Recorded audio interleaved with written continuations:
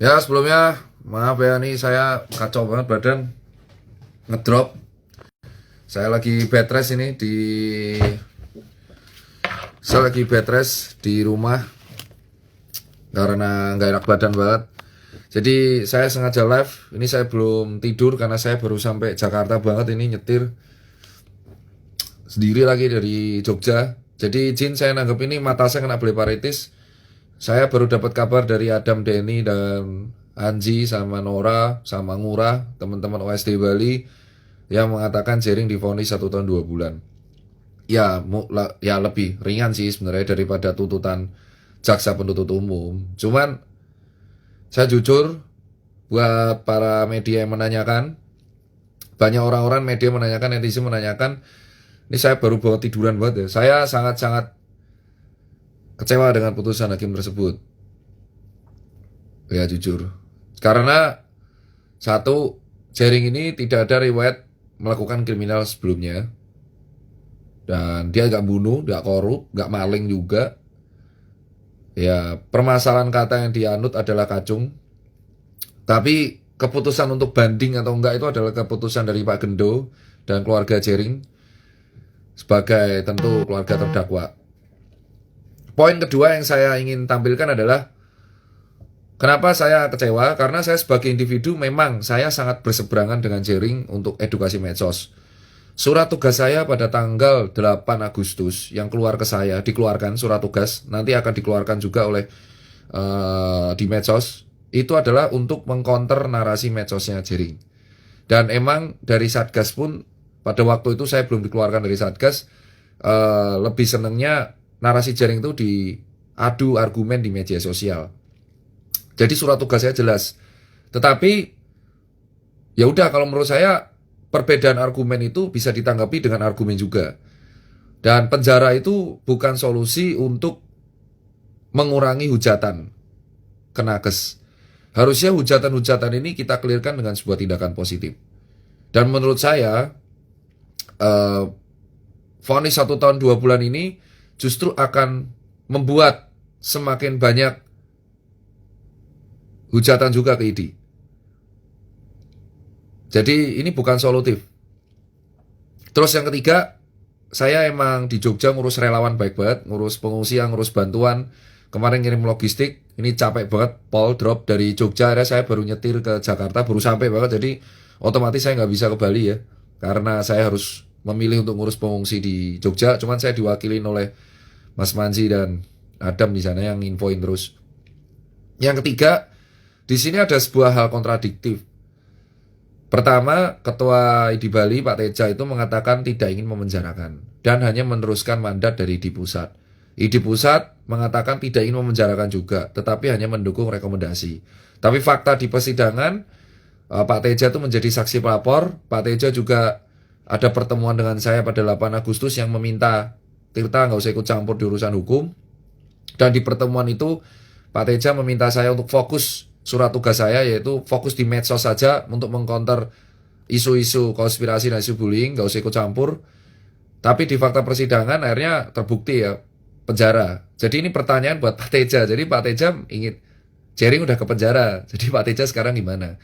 Dan sampai detik ini, dari awal 8 Agustus itu saya sudah berjuang untuk menyampaikan pesannya Jering ke Pak Teja dan kawan-kawan di Bali agar di Bali tersebut ada pertemuan dulu lah.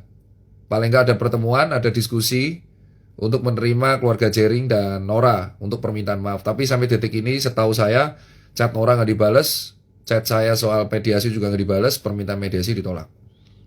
Dan saya juga udah diskusi dengan beberapa tim teman-teman lawyer bahwa sebenarnya seperti ini, masalah Jering ini bisa diselesaikan ada beberapa tahap harusnya. Yang pertama, ada namanya somasi. Somasi ini bisa kita keluarkan kalau kita tuh sebagai organisasi atau individu tuh nggak suka dengan orang ini. Selalu ada somasi. Nggak mungkin tiba-tiba litigasi. Litigasi itu pengadilan ya. Mungkin teman-teman lawyer saya minta untuk dibantu, tapi saya juga tanya dengan tim legal. Salah satu tim legal yang di ID lah, tapi individu yang emang support saya juga. Jadi ada yang namanya somasi. Somasi ini kalau kita ngasih surat dalam waktu 3 kali 24 jam, misal Jering untuk minta maaf. Nah, Jering ini tidak menerima somasi apapun dari ID Bali. Kalau somasi ini tidak diindahkan, baru kita akan melakukan jalur litigasi. Nah, kalau somasi diindahkan, akan ada muncul nama mediasi. Jika somasi dan mediasi ini gagal, baru nanti kita melaporkan kasus ini ke pihak berwajib. Kalau pidana atau perdata, biarkan pihak berwajib yang memilah.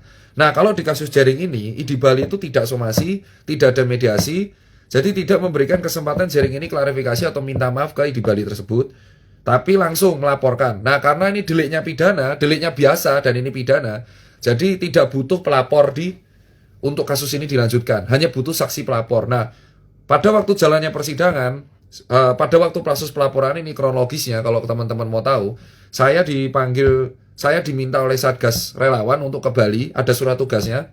Surat tugasnya itu saya foto, karena pada waktu itu saya bertugas untuk mengcounter isu Jering di medsos, tapi untuk kasus yang konspirasi. Jadi sudah ada narasinya bahwa saya, yaudah Tirta yang ngurus konspirasi aja, atau ngurus counter isu-isu bullying. Nah, tapi ternyata dilaporkan. Lalu saya ke Bali, meminta ketemu dengan teman-teman di Bali, ada Pak Teja, ada Dr. Kio, dan kawan-kawan.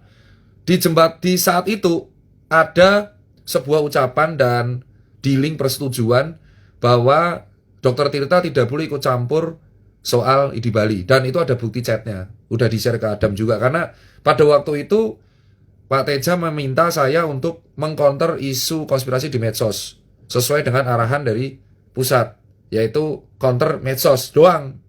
Nah, di situ saya minta bantuan teman-teman di media sosial, dari influencer dan salah satunya Adam, dan itu ada buktinya, kita counter isu Jering di medsos. Tapi kita nggak ngerti kalau sampai dilaporin. Nah, pada waktu itu si Pak Teja mengatakan, urusan kepolisian biarlah menjadi urusan kami. Itu ada ucapannya. Dan itu ada ucapannya, dan pada waktu itu saya menanyakan amanah dari Jering, Pak, ini Pak dokter, apakah Jering diberi kesempatan untuk bertemu, yaitu ibunya paling nggak sama istrinya, untuk minta maaf langsung? Pak Teja mengatakan sampai jumpa di persidangan. Ya wis, ternyata di persidangan Pak Teja mengatakan tidak ingin memenjarakan. Ya wis, berarti kan dia mengatakan bahwa hanya menjalankan SK dari pusat. Nah, ID pusat mengatakan tidak ingin memenjarakan. Itu tergantung dari ID Bali kecuali si rekomendasi. Jadi kan lempar-lemparan ya. Dan jujur aja polisi itu nggak bisa ngeproses sebuah kasus kalau nggak ada pelaporan. Nah, karena di Bali, jadi gini, ini kan yurisdiksinya di wilayah Bali. Karena ini Bali, di pengadilan negeri Bali, ya logika yang laporin orang Bali. Udah gitu aja. Simpelnya seperti itu ya. Pak Teja mau ngindar sampai kapanpun emang sudah ketahuan yang laporin sampean gitu. Nah, sekarang kan kita fokus pada setelah vonis ini. Apakah setelah vonis ini mengurangi hujatan ID? Menurut saya tidak. Menurut saya tidak. Malah hujatan kacung-kacungnya akan tambah banyak. Dan ini masa kita penjarain semua, kan nggak mungkin ya. Nggak mungkin. Jadi gimana, kayak mungkin gimana? Saya sampai saya kehabisan kata-kata. Kayak menurut saya ini tidak mengurangi hujatan ke nakes at all. Sumpah, nggak ngurangin. Kayak malah justru orang yang dulu respect sama ID malah turun karena dianggapnya tukang bungkam. Jadi agak lucu.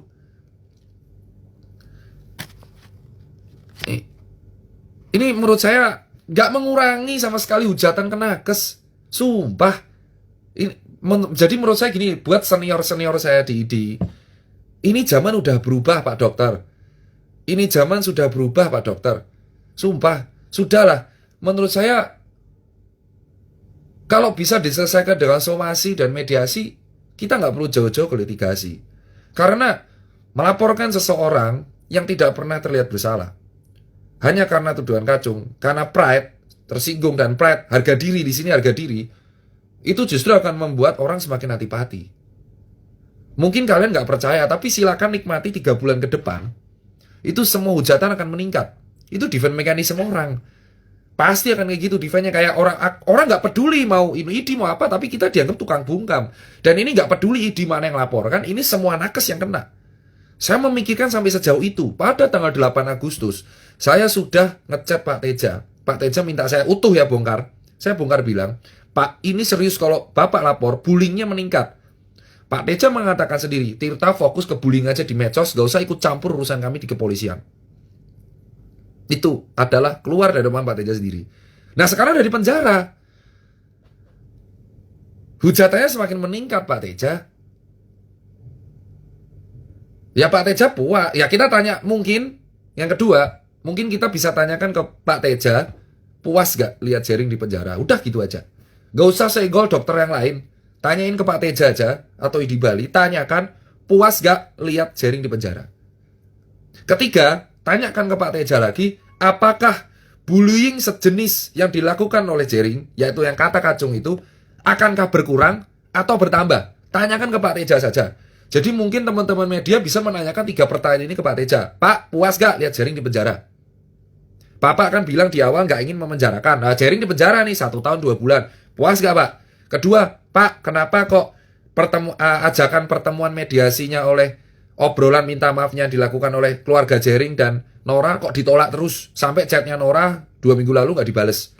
Terus tanya ketiga, Pak Teja, apakah penjara ini bisa menyelesaikan solusi atau memberikan solusi atau menyelesaikan bullying ke nakes atau malah membuat menambah? Bapak berani jamin nggak apakah gara-gara masuknya Jering ke Bu ini bullying ke nakes akan berkurang? Kalau menurut dokter Tirta bertambah Pak, karena itu yang dirasain dokter Tirta dan dokter-dokter lainnya yang di bawah yang muda yang nggak tahu apa-apa soal pelaporan ini. Banyak dokter di ID yang tidak tahu pelaporan ini dan mereka cuek banget dan mereka bodoh amat sama soal kayak gini. Banyak dokter di luar sana yang lebih memilih fokus untuk melayani pasien, fokus untuk edukasi, fokus untuk ngurus kerumunan. Kita ini lagi gaduh ngurus kerumunan, ditambah dengan gaduhnya soal ID Bali versus Jering. Yang katanya ID Bali dapat surat dari ID Pusat bilang hanya rekomendasi dan surat dukungan ke ID Bali. Jadi menurut saya ini lempar-lemparan semua gitu loh. Jadi ya sudah, Pak Teja, gak semua dokter muda atau dokter yang enom atau dokter di Indonesia itu ngerti soal pelaporan Jering. Ini seolah-olah semua anggota ID itu ngelaporin Jering, padahal enggak. Ini kan organisasi perwakilannya Bapak. Ya Bapak yang menjelaskan. Karena sekarang adanya 1 tahun 2 bulan ini akan membuat bullying nakes semakin tinggi. Jadi kalau saya bilang Jering di penjara itu keputusan dari hakim. Karena dia WO ya, sempat WO. Nah ini pelajaran bagi kita juga. Jering di sini ada di jempol karena dia ngaku salah. Dia nggak kabur. Dia nggak kabur ya, even nggak kabur luar negeri. Dia nggak kabur ke rumah orang. Dia datang mematuhi sidang, cuman ada kesalahannya Jering satu. WO di sidang pertama.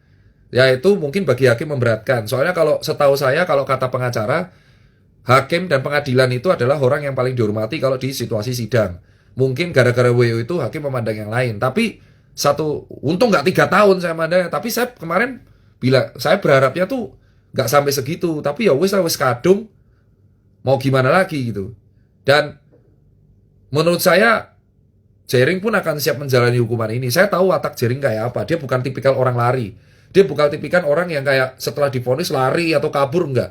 Saya yakin Jering akan menjalani hukuman ini dengan gentle. Jadi kita lihat Jering dari awal ya akan menjalani hukuman dengan gentle. Jadi saya bagi para netizen ya kita harus respect banget apa yang dilakukan oleh Jering karena dia nggak kabur, tidak melawan, minta maaf dan mengedukasi di beberapa saat dan siap berkolaborasi dengan ID kalau dia sempat mengatakan dia kolaborasi dengan ID kalau dia keluar nanti. Nah pertanyaan tinggal Pak Teja aja. Jadi itu statement saya. Jauh di lubuk hati, ya saya kekurangan partner debat. Sekarang partner debat saya dibui salah satunya. Jadi ya begitulah. Ternyata sulit sih saya mau ngomong karena kalau kita tuh argumen di medsos tapi nggak ada lamanya tuh nggak seru gitu loh. Ya gitulah fakta yang menurut saya sampai saya harus bingung ya. Mau ngomong harus gimana lagi.